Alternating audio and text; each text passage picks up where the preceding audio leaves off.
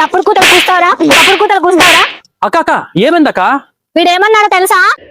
తెలుగుదేశం పార్టీకి ఊడిగం చేసే దాసిలాగా తయారైంది షర్మిల, వైఎస్ షర్మిల. ఎందుకు ఈ అక్రమ బంధాలు?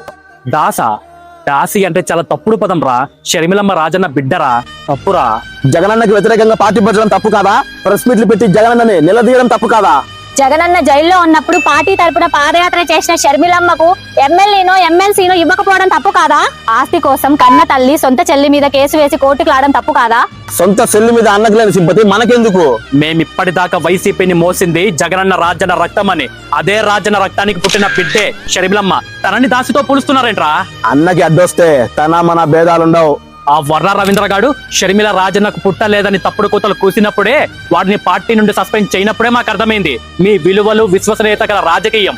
సొంత చెల్లె కళ్ళ కనపడని మీరు రేపొద్దున మా దాకా రాకపోరు. ఆడదాన్ని ఉసురు పోసుకుంటే బతికి బయటపడినోళ్ళు లేరు.